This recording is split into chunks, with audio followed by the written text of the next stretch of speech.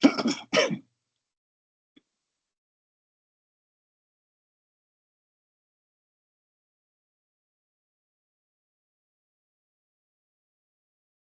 morning. It's 7:30 in San Antonio, and so therefore it's time to start your grand round. This is the first grand round of our new academic year 2025-26. As always, the CME code is in the chat box, and we'll keep repeating it every few minutes, so you will have it. Please complete the evaluation at the end of the grand round so we can provide feedback to the speaker. It's my great honor and privilege to introduce this morning's grand round speaker, Dr. Dhireesha Kudithipudi, who is a Robert F. McDermott Endowed Chair in Engineering, Professor in Electrical and Computer Engineering, Computer Sciences, and founding director of the Matrix AI Consortium at the University of Texas, San Antonio. She received her BTech from University in India, MS from Wright State University in Dayton, Ohio, and PhD from the University of Texas, San Antonio. She is nationally recognized leader in neuro-inspired AI, designing systems that mimic how humans solve problems while using minimum energy. Over the past decades, she has institutionalized AI research at 2 universities, initiated the country's first MD-MS program in AI, and heads national centers of excellence focused on human well-being and energy-efficient technologies. She leads large multidisciplinary AI teams, including hundreds of scientists, with transparency and adaptability, fostering a culture where innovation and collaboration thrive. The title for her today's presentation is on the screen, Transforming Healthcare with AI, Hype, Hope, and Evidence. Dr. Kudithipudi, thank you very much for accepting our invitation, and the floor is yours. Thank you, Dr. Kamath, for this invitation, and good morning, everyone. This is my first talk for a grand rounds, and what I thought would be good was to give a quick or a brief overview of what we do at the Matrix Consortium, since we are going to be one institution very soon, and maybe this resource might be of advantage to you before I talk about the technology itself. I have no actual or potential conflict of interest in relation to this program or presentation, any of the content that I'm showing.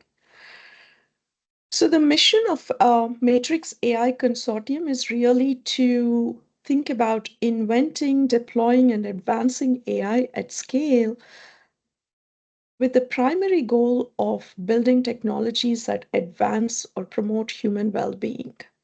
And quite often when we say human well-being, health is of prime importance, but in general, it could be any aspect of human well-being that could be boosted or accelerated with these technologies. And in order to accomplish this, we really take a transdisciplinary approach. So in the consortium, we have AI researchers, ML engineers, computer scientists, physicists, but most importantly, we have domain experts, whether it's the clinicians or whether it's the geoscience researchers, neuroscience researchers, helping them solve the complex problems using AI. And it's beyond a single institution. We have, I guess this is 3 organizations now, pretty soon, but we have UTSA, UT Health, Southwest Research Institute, and Texas Biomedical Research Institute as partners. And we have a total of 87 scientists in the consortium, out of which 40 or 45 of them are core members of the consortium. And we have identified 4 thrusts within Matrix that we focus on. The first one is how do we augment human capabilities? And this is really our community-facing thrust. And the second one is more thinking about helping researchers who are not necessarily working in the machine learning domain in identifying the right technologies for deployment in different domains. So this is really a translational thrust, and we have a large group of scientists in this thrust. And the third one is neuro-inspired AI, which is more our basic or foundational research thrust. We are really building the next generation of AI technologies using inspiration from biological processes. A lot of it is looking at how humans process information, how we make predictions, how we learn in different environments, and how we do that in the most efficient way. But most importantly, when we are deploying any of these technologies, we have to think about whether the solutions we are building are trustworthy, whether the solutions are robust, fair, unbiased, whether the models are interpretable. So we have a thrust on trustworthy AI. And ethics is a cross-cutting theme across all of these. And today, the consortium has centers of excellence in each of these thrusts, supported by different agencies. So we have about $45 million in funding portfolio with 30 plus research labs. And as I said, 5 centers and students engaged from multiple grad programs and about 500 students from different research labs who are part of the consortium. And we have AI compute infrastructure. I think this is a modest infrastructure if you think of the resources that some of the computational researchers would have. We have DGX servers, Lambda servers, and we have a very niche infrastructure that we recently got funding from National Science Foundation. We are the national hub for a unique AI infrastructure that's called neuromorphic computing.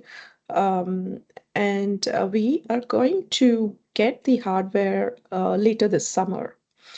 They just shipped it from Germany, and we're going to get it partnership with a few other industries in order to get this kind of infrastructure. Okay, so that's kind of a brief overview of Matrix, and I'm happy to have conversations offline about any interest about what Matrix is doing and how to engage and so forth. So for the rest of the talk today, I'm going to focus on kind of where AI is today in a very specific aspect of how algorithms are doing today and what are some of the more recent advancements and some opportunities specifically in pediatric care.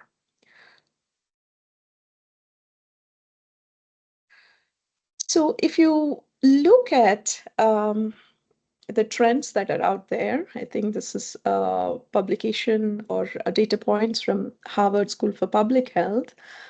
It shows that there is a projected reduction in treatment costs when using AI for diagnosis. You could get like a 50% reduction in treatment costs. That is a significant reduction, high cost efficiency. So why then not consider this in the loop in the for diagnosis? And similarly, there is a projected improvement in health outcomes up to 40%. I'm sure there are a lot of caveats to these projections, but in general, there seems to be a huge opportunity in achieving some savings by using these tools. And there is an estimated market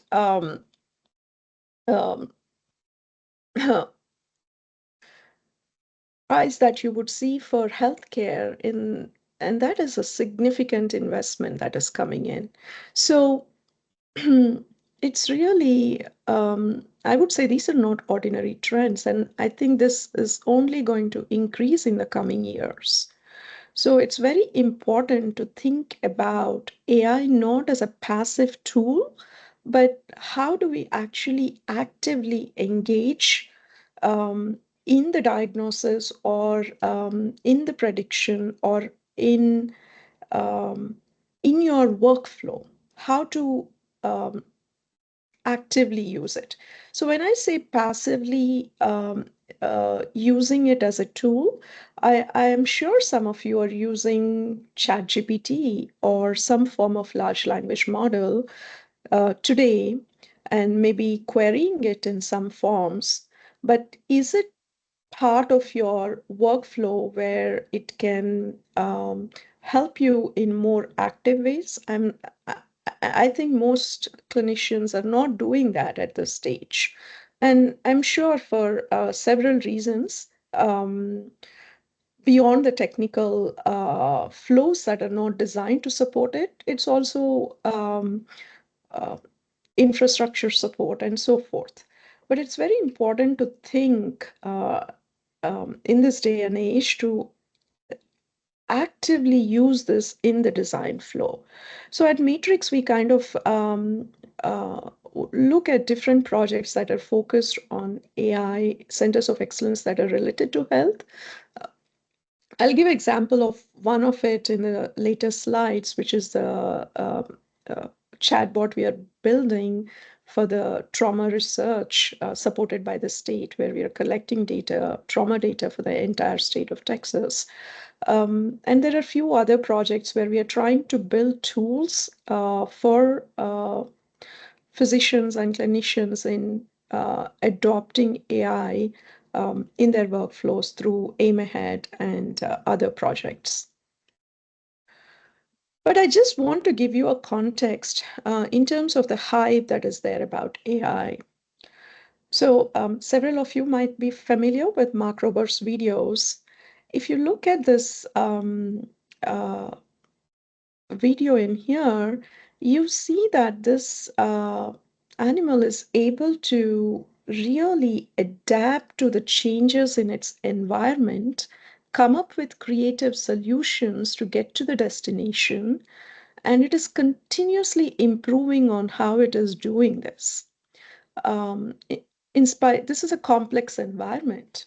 Whereas if you think of modern day AI, it is not able to adapt in this form. This kind of flexibility and real time adaptation for different tasks is not there. So if you think of current AI models, whether they're AI agents or not, they're really incapable of such continual learning or adapting to unforeseen challenges in real time. And a lot of times there are huge data sets that are needed to solve these problems. So we did this project with DARPA. This is almost like 5 years or 4 years old now, where we were trying to solve this problem of how do you build AI models that learn continually in different environments. So I hope you're able to see this video. So we built these new types of algorithms that are able to adapt, and this is deployed on this drone in a photorealistic simulation where it is able to forage through this dynamic environment and try to reach to the people who need rescue operation. So in search and rescue operations, you can perhaps consider these kinds of algorithms. If you look at the current ones, this kind of adaptability is not there. And of course, this has to be done um, in a matter of milliseconds. So, which means latency is a key aspect as well, not just adaptability, but how quickly it is able to do it. So, these were some early attempts in addressing this problem, and since then we have advanced the algorithms quite a bit in our work, and there is a lot going on in the community in order to think about how do we design AI that learns continually similar to humans, a lifelong learner.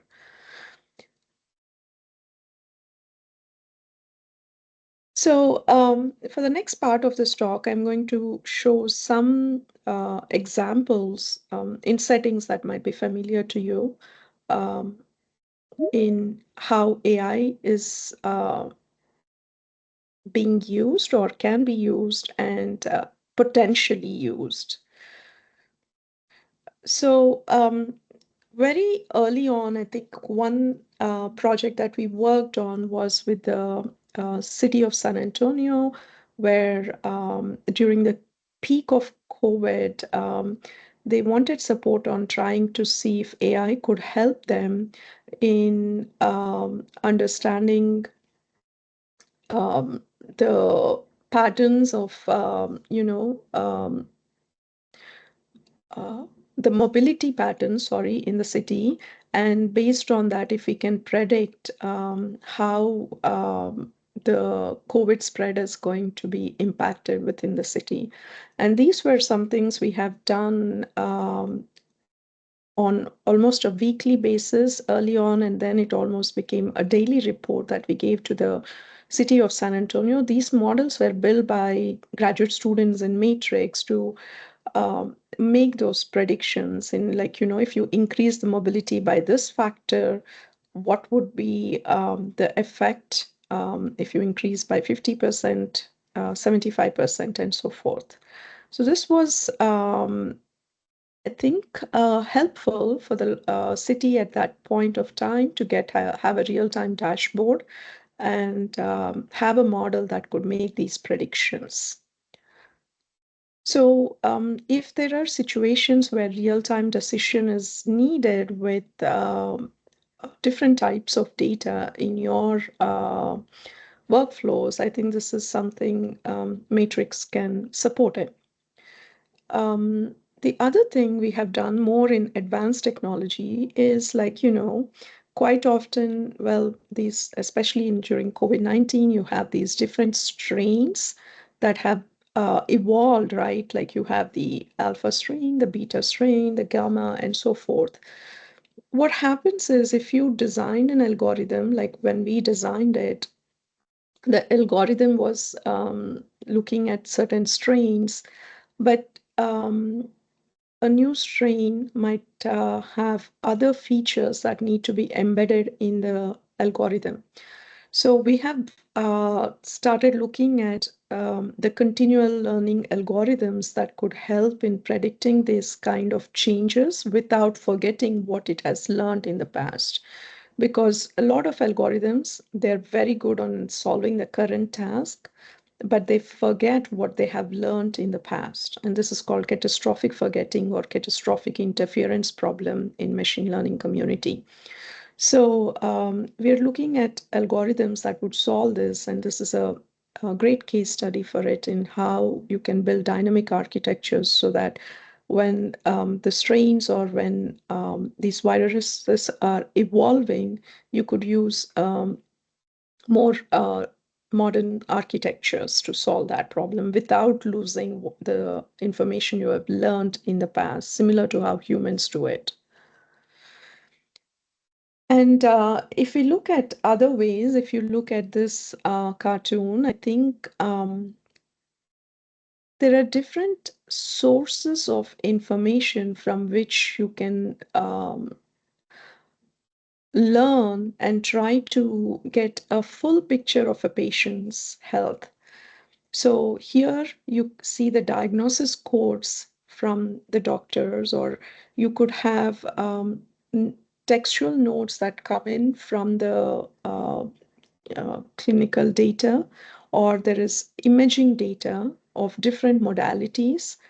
There is cell imaging data, and there is also these notes that are written, or we would call these unstructured data. And you can think of other, EG, ECG, you can have claims data, you can have genomics data for this patient. So these are what we call multimodal data, as in, like, the data is in different formats. It's coming from different sources. And you use this information and fuse it with multiple algorithms to understand or diagnose the patient's health. And for example, what I'm going to show in the next slides, or what you might be using, something called ChatGPT, is using one modality or two modalities of information. I guess it's using three right now. It's using text, voice, and image data. So if you have this multimodal input, the algorithms become a lot more challenging in order to get the right output. It's the algorithms don't get challenging. It gets challenging to design the algorithms. But it's also important to understand where the data is coming from and if the data is being fused in the right format to make the right decision. So the sources of all these data formats becomes very important. So we kind of did this a single modality one in the trauma project that we are working with the state, which is a TRC4 funding for this. So Dr. Kutub from Matrix is leading this project. So you can see that, let me play this video. I hope you're able to see it. So a trauma assistant was built where it gives a more nuanced information of what action should be done in an emergency situation. And it runs in a matter of milliseconds. So here is an information: a 28-year-old male falls from a height of 10 feet and presents with numbness and weakness in both legs. And he has normal sensation in his upper limbs, but is unable to move his legs and has absent patellar reflexes. So what action should you take, and does this patient require a level 1 trauma center? So when we run that, I hope the video is... So it is giving guidance on the actions that could be taken, like, immediate actions, whether there's immobilization, assessment, vital signs monitoring, establishing IV access, and then referral through the trauma centers, and the level of care that is needed. So here in summary, ensured rapid transport to a level 1 trauma center is initiated while monitoring and stabilizing the patient as per guidelines. But then you can think and imagine further where it gives dynamic information on what is the trauma center that could be though I think ground level crew would know what the nearest trauma center, I think you could have access to the usage, the wait times, everything dynamically in a visual, so that you and the traffic that you would have all these kinds of information in a single flow where you could be guided to go to the right trauma center and get the care immediately. So this kind of application is possible where you have here a singular modality of information. This is not multimodal, but multiple other inputs can be given to this assistant. And that's what this was, a pilot study. And we are advancing this with now collecting information of all the data from the state of Texas. And Amina is looking at advancing this chatbot to do a lot of these additional features that would support care in these situations.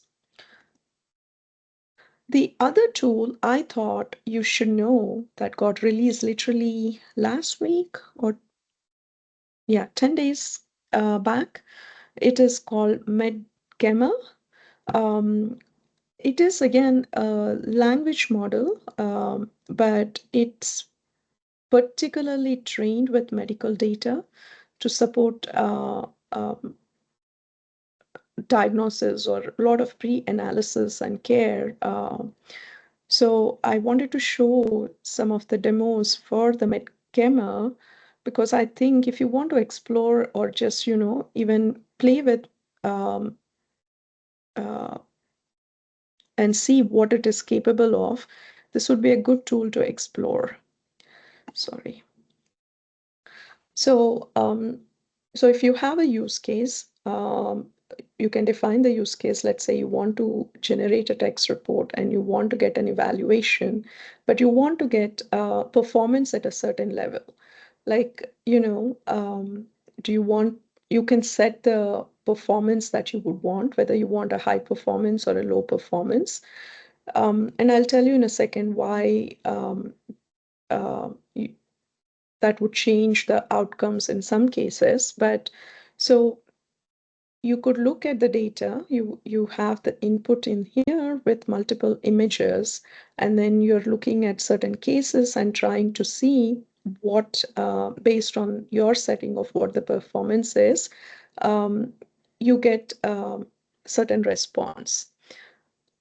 So the reason you're tuning that performance is that you're able to process it faster on a lighter model. And this is particularly important when you're thinking about embedding these kinds of tools in your workflows, because they consume a lot of energy, and which means a lot of money. It costs a lot. Because of the compute resources they need. So you would want to reduce that burden. And one way is to kind of use lighter models. And if, let's say, 99% accuracy is not needed in a certain situation, maybe um, uh, 90% gives you the confidence to go in a certain route, I think you could change those or adjust those performance metrics in this model. So it made a big splash in the last 1 week. It's a 4B model is what they call it. So I would encourage you to explore it. And they kind of show it how, like, they demonstrate it, like, how it looks like for an intake optimization with this tool. So there is a built-in agent that is going to ask questions to gather information about the patient. So it kind of generates an intelligent pre-visit report that would help you as a provider or a caretaker giver, and give you a detailed evaluation of the pre-visit report. So this is just a simulation of how it runs with what it would ask the end user, so what they're visiting for, and based on that, I think what they feed in and the questions or what the queries it gives to the patient, it kind of gives you a generic summary, and you can see that some details that are not mentioned, and all of this additional information that would help you to uh, diagnose or help you to provide the right care for this patient. So obviously, I'm sure you have lots of questions on, whether the output that this tool is providing is reliable. But I think this is where collaboration with humans, experts, is very critical. Because based on the data, the generalized databases that it is looking from, the outputs that it could spew sometimes may have mismatches, may have incorrect information, and that is where the expert is able to quickly say, well, that for example, those triggers do not fit with this portfolio. How, and you would call it out, and the model is able to adapt. So I would say this can be used as a secondary or a surrogate, still, because of some of these concerns on how the data is being processed, the source of the data. But I think compared to several other models that are out there, this model seemed to be doing really well with medical data. Some other examples where you can think of where AI could support is, let's say, a lot of models that are built today, or a lot of analysis that is done on adult medical data, not as much, let's say, pediatric data sets are not there for a lot of diseases. So what, I mean, of course, it would help to evaluate on pediatric data sets and get the right diagnosis.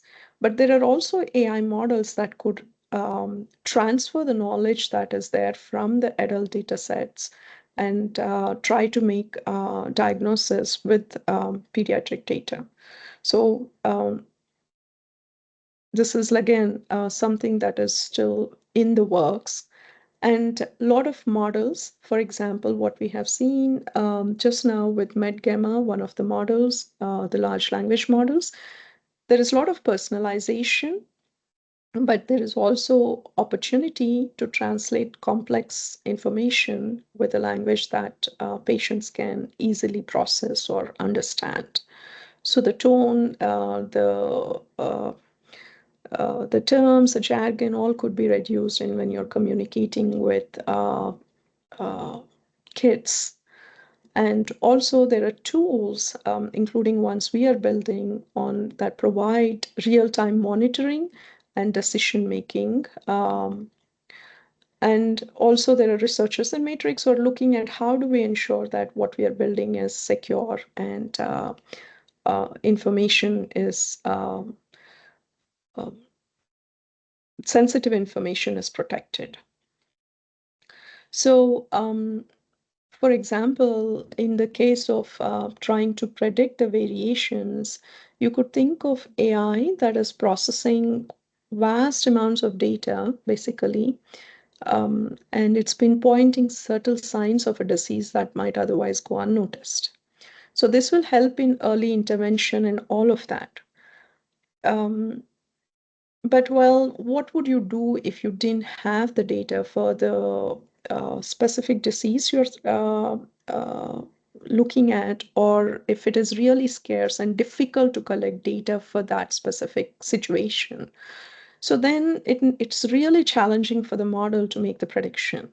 So there are newer techniques like transfer learning and the continual learning models. One of the feature is transfer learning that could leverage existing data sets and adapt this knowledge to the unique situation or characteristics that you were looking at and try to give a better diagnosis or pre-diagnosis or so forth. And similarly, the large language models, where I said you could have an opportunity to think about how to generate information that is more digestible to the end audience. In this case,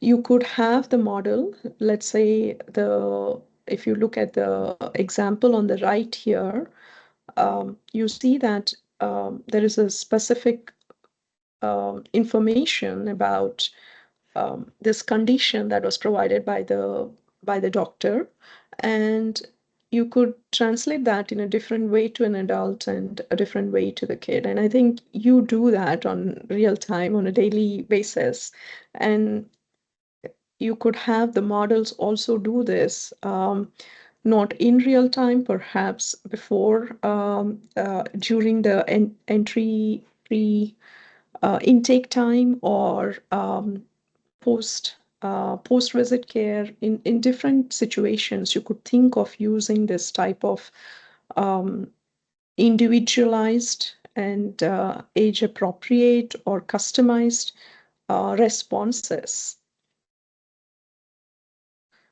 And you could, the other example I was saying was where you could do the real-time monitoring and prediction. There might be situations, I think there are smart health homes is like a classic example where we can think of using these kinds of sensors that monitor vital signs and use that information to make a certain prediction if there is an anomaly in the signal. And you can think of using this in different contexts, not just within a smart health home, on a regular basis. Like, you have, all of us have some kind of smart device now monitoring our critical signals, but then fusing them in trying to make the predictions. I think you need really a light device that is able to do in, again, a matter of less than, I think, 10 milliseconds. So the neuromorphic computing technologies we are building help in this kinds of analysis and prediction. And the last one I want to highlight is about privacy. So a lot of times these data sets, whether those are proprietary data sets that are designed in your clinical setting or design or something that you're using out of a general database, you might want to secure this data. And I know there are certain standards that you follow with the HIPAA compliance and all of that. But in general, instead of having a single cloud infrastructure or a server where you store all of this data, you would want to think about something called a federated model in how this data is being saved and how you learn from this data sets that are stored in this cloud. So what a federated learning infrastructure does is there is distribution of information across multiple clouds, mini clouds, fog. There are a lot of these terms that are used in the compute community. So you could have that distributed and you're just not learning from a single data source, but then you're learning from these um, different data sources and making the decision, whether it is diagnosis or treatment or so forth. And this is something that is commonly used nowadays when you're trying to chat or messaging or in any of those tools. Federated learning is naturally embedded in your smartphones or devices. And these could be extended to more of the medical data to ensure that the data is more secure. So the end user only can see data that is relevant to them. They do not have the visibility of the generic or other data. So it is more secure in this using this federated learning approaches. Um, Sorry, I think this is again an extension of another example of MedGamma that I wanted to show in diagnostic support. So you can see the prompts that are given here. Again, if you're an expert radiologist, please describe the findings for the about chest X-ray, and you see the radiologist impression on the left. And you could also see on the prompt on the right, what do you think is the most likely cause in this image? And what would be the next steps that you would suggest? And this is like, more um, a quick response to say like, well, consult a dermatologist for this additional steps. So you can think of using this in different ways in your workflows. It could integrate multiple images again here, both 2D and 3D scans.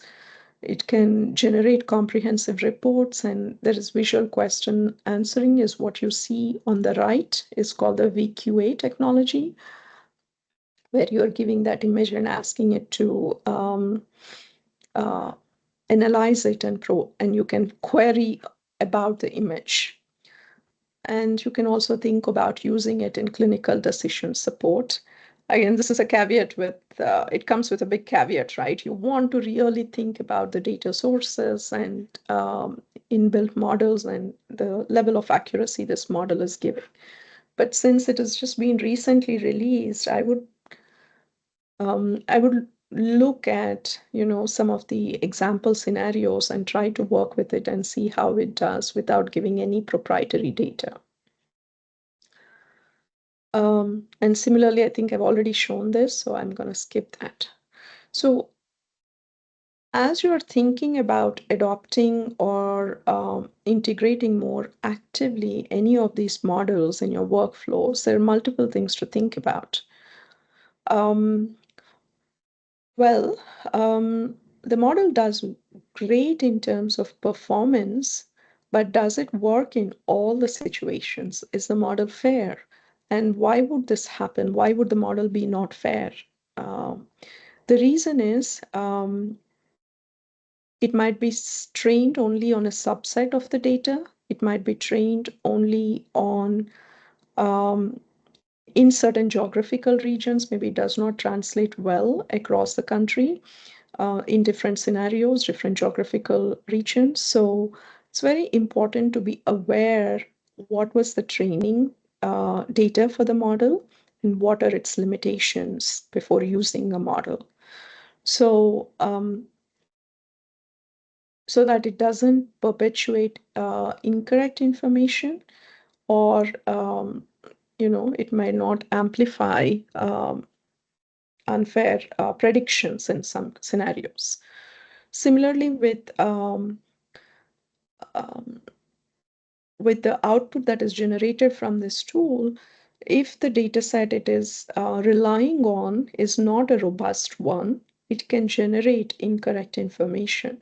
And this is where human AI teaming and collaboration is very important to correct the outputs of this model. As an expert, you're able to do that. So it's important to not fully rely on the outputs that are spewed from the models. And I think this is probably more of concern in human-rich environments, and this is a um, uh, or in mission-critical environments where if you're using AI, you have to think about the accountability, and I'm sure you are a lot more cognizant and trying to embed this in your workflows more actively as to um, how to reduce any kind of compliance issues. So when you're using these types of models, what if the model has predicted something wrong and you have relied on that information and has given the treatment based on that? So how do you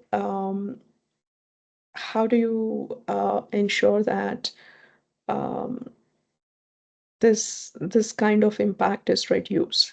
So it's very important again to tie it to the earlier things, whether the model is fair, whether it is giving the right information, whether it is trained on the right data sets.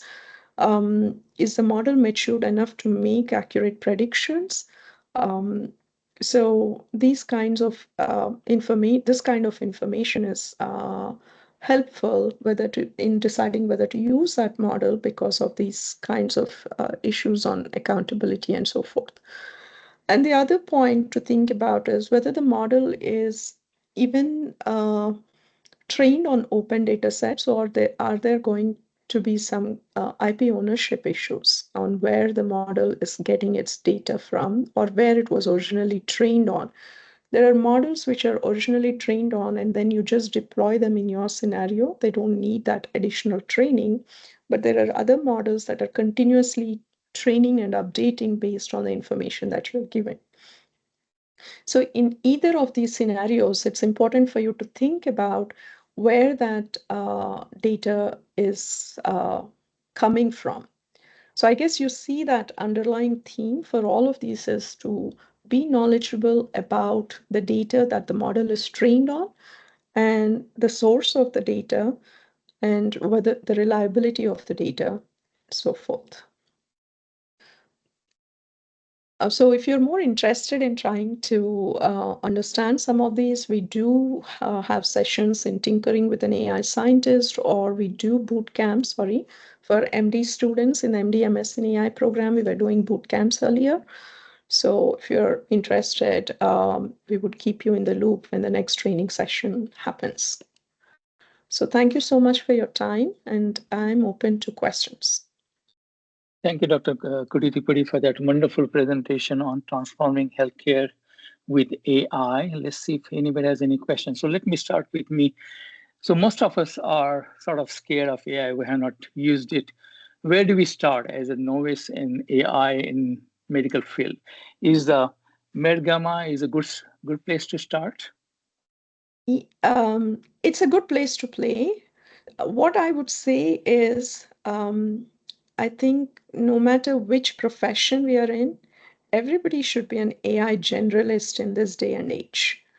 So what does that mean is to be aware of some of the tools and actually try to um, it takes very minimal effort in playing with these tools because the user interfaces have improved significantly. Definitely, I think large language models is something I think that is, if not today, pretty soon going to be embedded in your workflows and thinking. So it's a great tool for you to play with, and MedGamma is, yes, definitely something I would play with. And I think you can immediately see, oh, well, it does really well in the situation, but it does terrible here. But you're giving the guidance to have better models that would help you. Um, but also, I think in general, trying to understand the basics of how these models work. You don't have to understand the full intricacy of the exact models, but I think, as I said, being an AI generalist, trying to understand, well, what does the pipeline look like? As in, how the data is being taken into the model, as in what kind of pre-processing is done, how it is fed into the model, and then once it is fed into the model, what kind of outputs the model is giving, and how reliable are they? Okay. So I think from the AI developers itself, there are things that we should be doing in reporting these statistics on the situations in which the model should be used and should not be used. But I think from to answer your question, I think it's really important for everyone to be an AI generalist, and this is a good tool to start with. I was actually going to compile a list of tools that would help you, and I can share this after the talk, and that might, if anybody is interested in playing with a Yeah. series of tools. So there's a question in the comment box by Dr. Lipsit. Very interesting. Thank you. Will AI eventually completely replace the physician?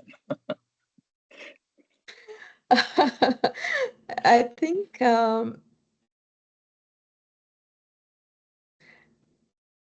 this is where the hype is, I would say, right? I mean, yes, AI is able to do some of the tasks that are very streamlined, or, where the data is streamlined, where the data is structured, where the environment is structured.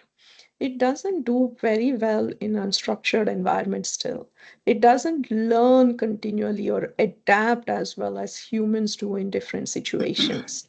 We are far from that. There are a lot of claims that, today we have an AGI is going to come, which is artificial general intelligence, or you might hear super intelligence. You hear all these terms that are thrown out there that it's going to happen in the next couple of years. And a lot of researchers who are in the field do not think it's there because of several underlying fundamental problems that need to be solved with these models. And again, I think we humans, we are 3D structures, right? So we move in environments and we do a lot of things beyond just processing this textual or information from the images. So if you think of robotics or other tools that are going to support the clinicians or physicians, they are also they also need quite a bit of evolution to even think of working in these unstructured environments. They work very well in factory settings where everything is streamlined. Um, uh, so I personally do not think that they are going to replace the physician, but there is going to be a lot of teaming up that's going to happen. So this is why I would encourage everyone to be an AI generalist. Thank you. There is a Dr. Hadzenbeller. Do you have a question? I see you have raised your hand. Yeah, sorry, Dr. Kamat. This is Dr. Asanasan. I'm here with my residents on the inpatient service. Oh, okay. Dr. Hedsberg was actually the one that logged in for us. So again, my name's Dr. Chachwan Asanasan. I'm a pediatric hematologist oncologist, and I also work for the physician's practice with as an administrator.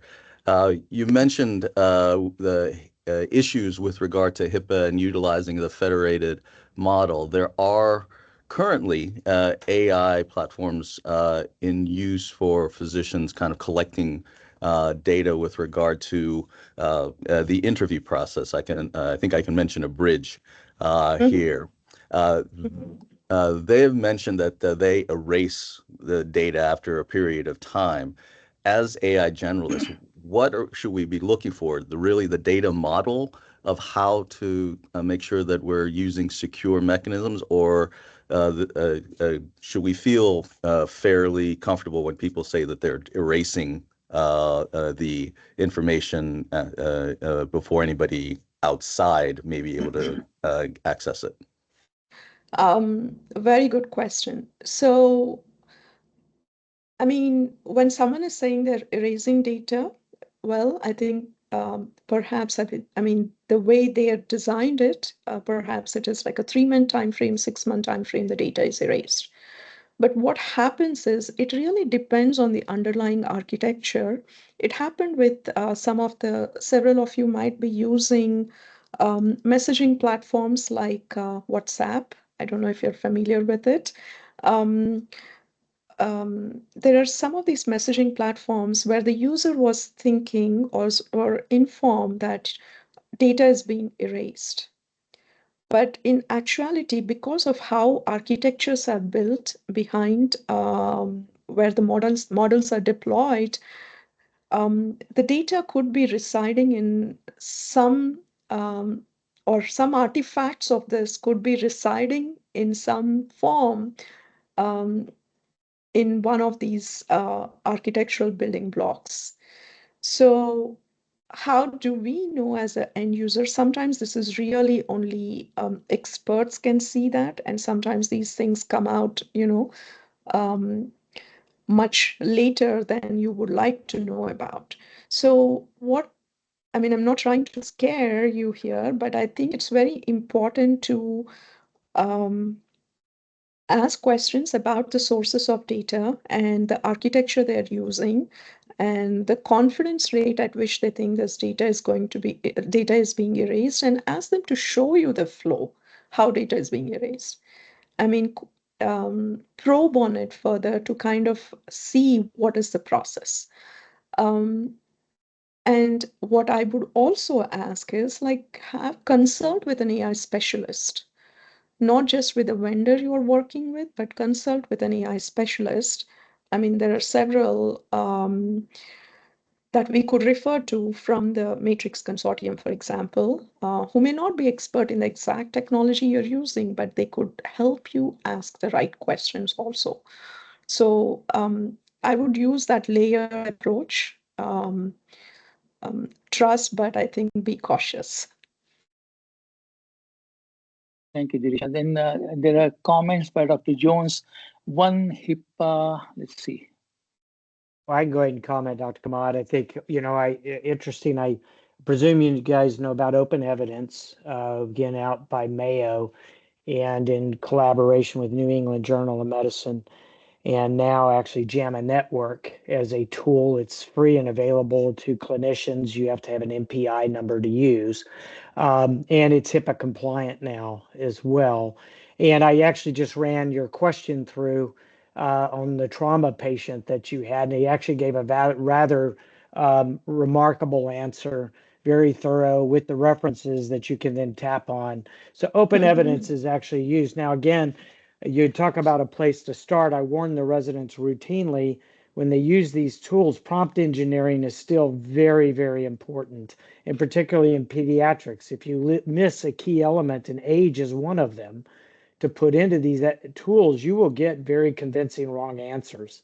And so that's still one of the biggest concerns I have as we begin to introduce this to our residents is if you don't have that knowledge and that background to see, or to, when you get that wrong answer, to at least turn your head and say, man, that doesn't sound quite right, you're going to miss it because it's so confidently wrong that you will make errors. And so prompt engineering, I think, is such a key element to begin with when you train people how to use these tools. Right. There are bots that are being generated to help with the prompt engineering as well. Hopefully that those are made more available for different platforms pretty soon, because I completely agree with you. Missing keywords can give you completely different answers and or inaccurate information that shouldn't be relied on. There's a question. And the other thing about references, sorry, to just add to that, earlier tools, like at least 1 year or 6 months back, it would give you references. So you would think that, well, this information is reliable. A lot of times those references are not existing publications. Yes. It would make up references with high confidence. So it's very important to check the references that are being pointed to. I agree. I ran into it as an editor, actually. I always check the references because those are not right after. Anyway, there's a question by Dr. Rizvi. How good is the news of AI hospital in China? How good is the news? Of AI hospital in China. I don't know if I read this specific news article or information, but I know there is a lot more active adoption of tools at all levels in some countries.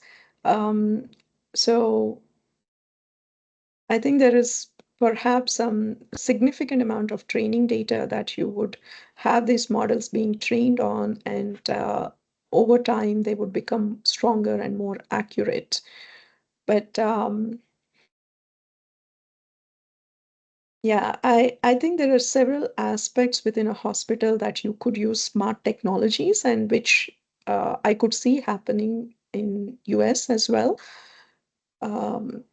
But it wouldn't be a complete AI hospital. As I said, like I think the human element is still quite significant in here. Thank you. Any other questions, comments for Dr. Kudithipudi? I have one other. Again, I think one of our biggest challenges is I've been meeting with Dr. Sankri and also our CIO here, or Vice President for Information Technology here at UTL San Antonio, is a lack of a ready access to an enterprise or private level LLM.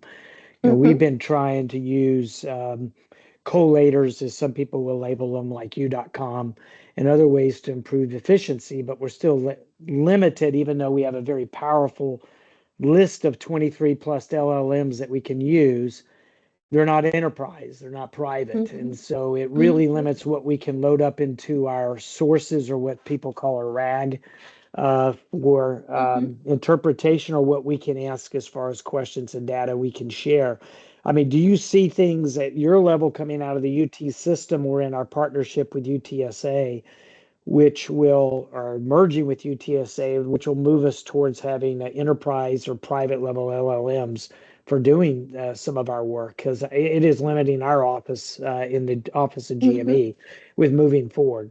And I'm watching Stanford and other people I talk to all the time. I tell them what we're doing, they take and run it, and they're already ahead of us within months, because we just seem to be limited on the resources side of this equation with AI. Yeah, I think there are two very good points to think about here. Regarding the private instance of LLM, I'm actually having a meeting with the CIO next week, with your CIO. So we are trying to think about that structure and facilitating tools for physicians and researchers in UT Health. So I'm sure we will, this is of prime importance, and the VPR's office is already thinking about it. So there's just build this team to think about how do we help researchers. The other part is think about the data that you have, or the assets that you have within your groups. I personally believe in open sourcing, whatever models we are building and everything. But there are valuable assets that you have within your units, whether it is data that is collected from the patients, or even in the intake forms. There's several things, right, that are really valuable assets. So if you can think of what are the digital assets that you would have within your units, and I would not give it away for free to any entity. I would really think about it. I know Stanford, I think probably you're talking about their research center on health, that they are being very smart and pretty aggressive in collecting data from multiple states and trying to deploy their models. I know we could do better and we could move faster. But independent of which group is using these assets, I would think for you as a clinician in your, or if you're a chair of a department, what are the assets that you have within your unit? It may not always be a cost associated with you giving those assets, but there could be other negotiations that could happen. We're not, at least in academic settings, from the engineering side, we are not generally trained to think that way. But I think it's very important to add value, get value out of those assets that you would have. Thank you. One last question. Can we get an AI tool to automate billing? So billing for the insurance companies or for the patients, can this be automated? I think there are multiple tools. I don't know how it fits within your workflow, but I think this is this aspect of the problem is a lot more, I wouldn't say easier, but I think it is being adopted in multiple industries already. So there are tools to do it. OCR technology has matured so much, image recognition technology, even if it is all like, legacy paperwork that you have, it could all be screened and fed into models to automate the process. So I think there are tools to look at. Okay. Thank you, Dr. Kudithipudi, for that wonderful presentation. Really enjoyed your presentation. Thank you all for attending this morning's grand rounds. I'm going to conclude this morning's grand round. Please complete the evaluations, which we'll send shortly. And again, thank you and have a wonderful Friday and a wonderful weekend. Again, thank you, Dr. Kudithipudi, for that wonderful presentation. Thank you so much. And I will share the list of tools. Okay, and then I'll forward it to the faculty. Thank you.